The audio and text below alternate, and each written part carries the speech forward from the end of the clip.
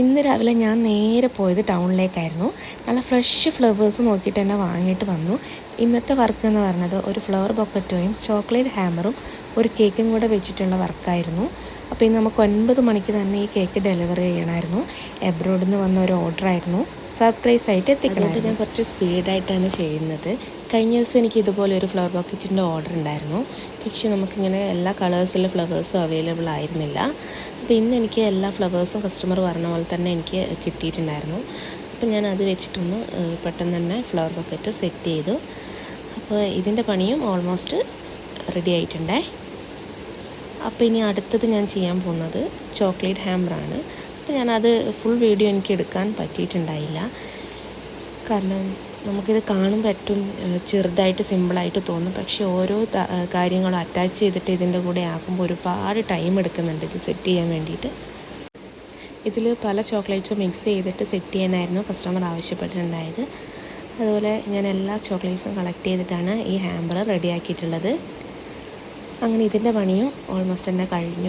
കൂടെ ഒരു കേക്കും കൂടെ ഉണ്ടായിരുന്നു. മലായ് കുൽഫിൻ്റെ കേക്കായിരുന്നു. അപ്പോൾ കേക്കിൻ്റെ വർക്കൊക്കെ ഞാൻ നേരത്തെ ചെയ്ത് വെച്ചിട്ടുണ്ടായിരുന്നു. എനിക്ക് അതിൻ്റെ വീഡിയോ ഒന്നും എടുക്കാൻ പറ്റിയിട്ടുണ്ടായില്ല. വലിയൊരു മഴയ്ക്ക് ചാൻസ് ഉണ്ട്. അപ്പോൾ അതിന് മുന്നേ നമുക്ക് ഇതൊക്കെ ഓരോന്നായിട്ട് നമുക്ക് വണ്ടിയിലേക്ക് എടുത്ത് വയ്ക്കാം. അപ്പോൾ ഞാനിന്ന് ഡെലിവറി ചെയ്യാൻ പോകുന്നത് ചെറുപുഴയിൽ നിന്ന് കടുമേനി എന്ന് പറഞ്ഞ സ്ഥലത്തേക്കാണ് നമുക്ക് ഈ കേക്ക് ഈ ഐറ്റംസും എത്തിക്കേണ്ടത്. അപ്പോൾ ഇതാ നമ്മുടെ കേക്ക് നല്ല പാക്ക് ചെയ്ത് റെഡിയാക്കി വെച്ചിട്ടുണ്ടായിരുന്നു. അപ്പം കേക്കും കൂടെ ഇനി എടുത്ത് വണ്ടിയിലേക്ക് വെച്ച് കഴിഞ്ഞാൽ നമുക്ക് ഡെലിവറി ചെയ്യാൻ വേണ്ടിയിട്ട് പോകാം.